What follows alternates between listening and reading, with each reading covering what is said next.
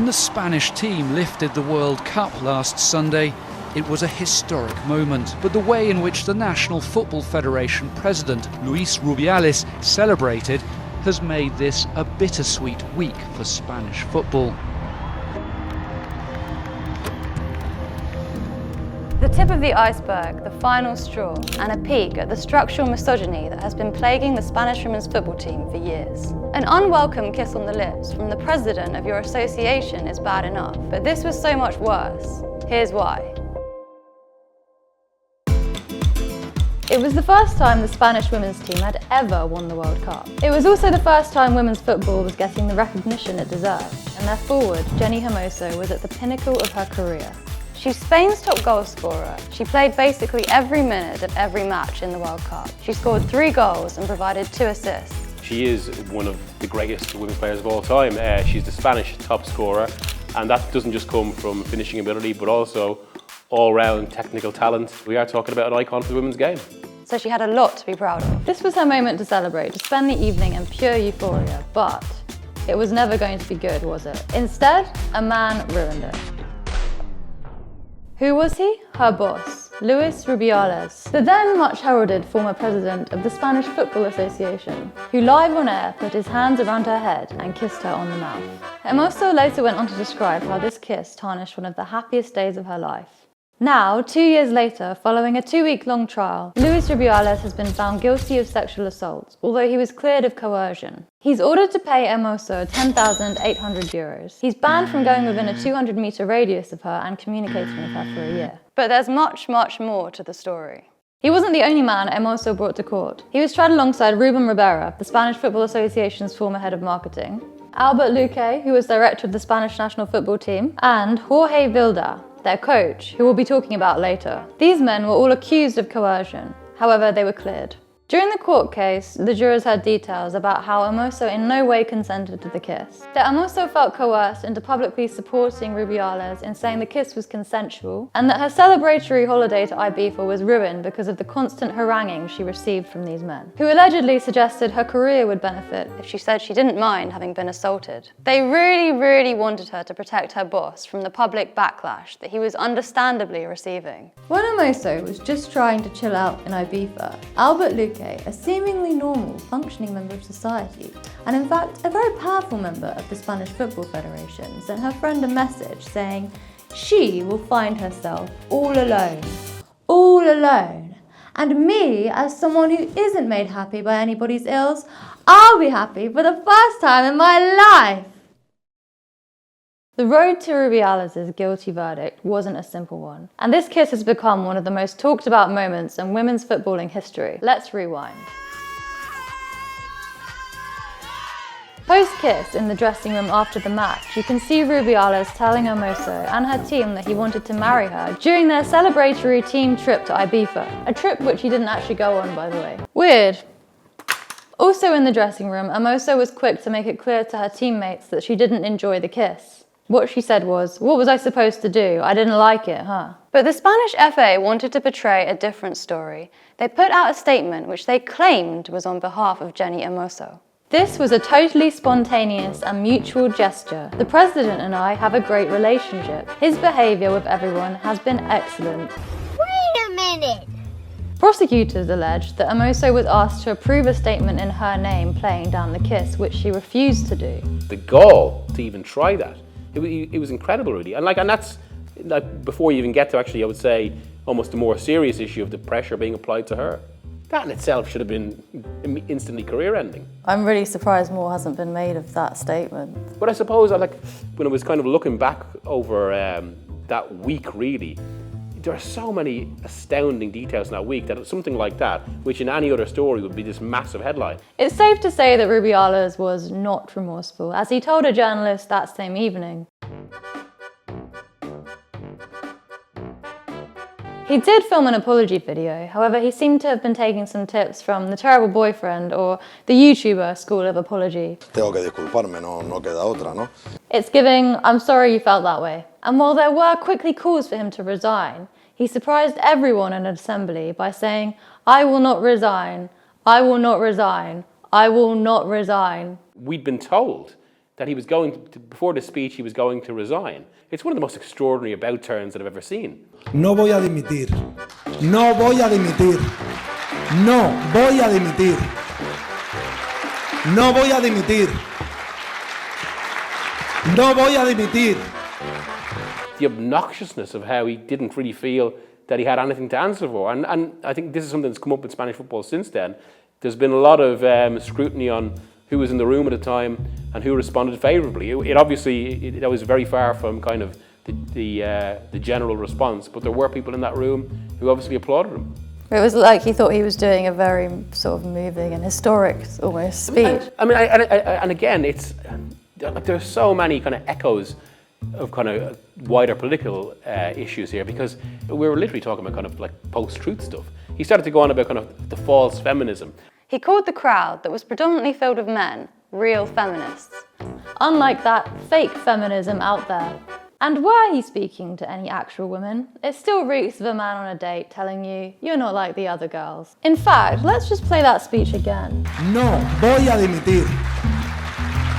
Notice how none of the women are clapping. When Alexia Putellas, who was once named the best female footballer in the world, saw this speech, she wrote a tweet which read, "This is unacceptable. It's over. With you, partner Jenni Hermoso." Hashtag it's over, or in Spanish, se acabó, caught on. It felt like Spanish football's equivalent of Me Too, and it appeared on the football shirts of the Seville men's team the following week. So the story divided people. Hermoso gathered a huge wave of support, but Rubiales had his own supporters. You know, starting with the people he was paying, his mother, who went on hunger strike and locked herself in a church, and these people. We know how men get excited sometimes, don't we? Some people are naturally huggy, kissy people. I just don't think what we witnessed constitutes any kind of crime. Feminists have become martinets. Although when anyone has a sit down with Piers Morgan, you know things probably aren't looking great for them. The kiss caused a lot of controversy, but so did something else you did that day. You were sitting just a few seats away from Queen Letizia of Spain and her 16-year-old daughter, Infanta Sofia, the princess, and you very provocatively grabbed your crotch. They got sent a video of Rubiales doing that infamous crotch gesture.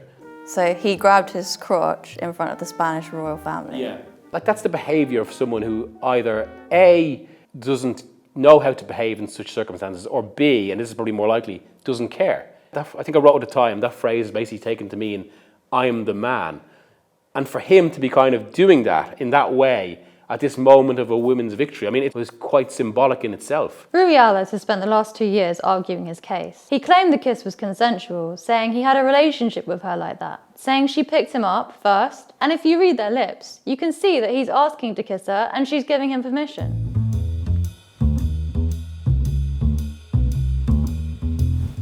And the Spanish Football Federation initially rallied against Hermoso.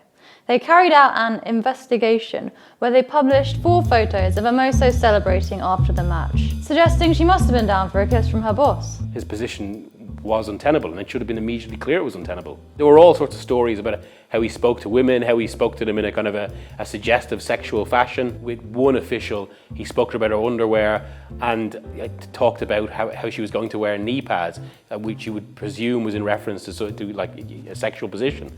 It was from a Spanish football official, Tamara Ramos. I'm not at all surprised by what is happening. I have known him for many years and I have suffered from him. In front of everyone, he, with the sarcastic manner he has of laughing at himself, told me, "You'll see, you've come here to put your knee pads on." These are words that nobody deserves, especially a professional who, as I was, has come to work. Research suggests that 40% of women and 18% of men experience unwanted sexual behaviour in the workplace. And this isn't even the first time that Spanish football has faced controversy. In fact, if I told you that the Spanish Football Federation was rotten to the core, I wouldn't be the only person thinking that. Spain's first national football coach, Ignacio Carrera, was accused of being homophobic and patronising women. He would pinch players' stomachs, squeeze their cheeks, and tell them they needed a dick in their lives. Well, they already had a dick head. Yet, somehow he kept his job for over 24 years, in spite of not qualifying for a single tournament. That's the longest coaching career in international football ever. The players actually wrote a letter presented to him demanding that he be moved aside. The previous Spanish Federation president, Villar, he refused this, rejected it, and actually described it privately as a nonsense from the girls. In 2021, a documentary came out detailing the fear, bigotry and sexism they experienced under Carrera. Eventually, he finally got the boot. The moves after that were, they did bring some change. It was only ever superficial change. After Carrera came another coach who also appeared to outstay his welcome. This is the coach that the team got to the final with, Jorge Vilda, the one who Jenni Hermoso took to court. The second ever Spanish women's football coach. Oh, and he was a Nepo. Vilda got his job 7 years before the 2023 final, having never coached a professional team in his life. But that's okay, because his father was Angel Vilda, the former manager of the Spanish women's under-19s team. Was he any good at the job though, you ask? No. Spain had the best players in the world, but were failing to win a single knockout stage match in their first 4 tournaments. He was seen as a company man. A lot of the players felt he had a bit of an authoritarian attitude to the team, that he didn't listen to them. They didn't think the training was anywhere near the level of their club teams.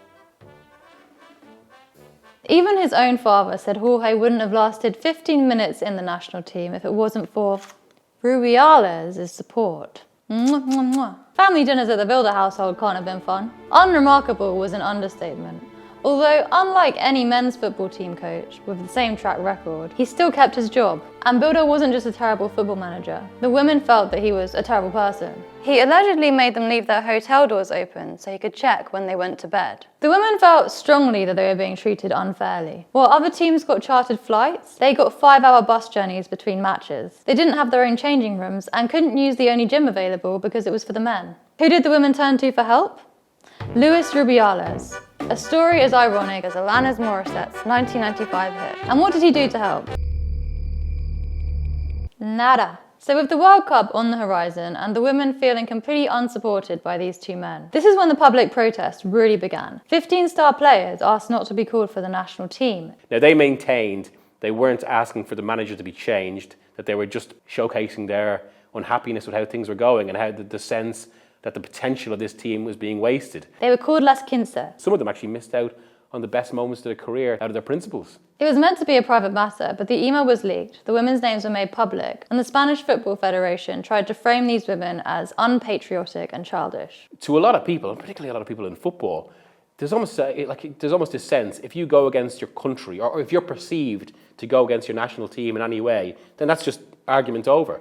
And I think that very simplistic and I would say incorrect argument influenced a lot of the discussion around this. Eventually they managed to coax 8 women back into the team as they realised this could be their only chance to play a World Cup tournament. But there was tension. It was Vilda and Rubiales versus the women. And many felt they could see distance between the women and their coach during the matches, especially in this widely shared clip, where no one seems to be celebrating with Vilda.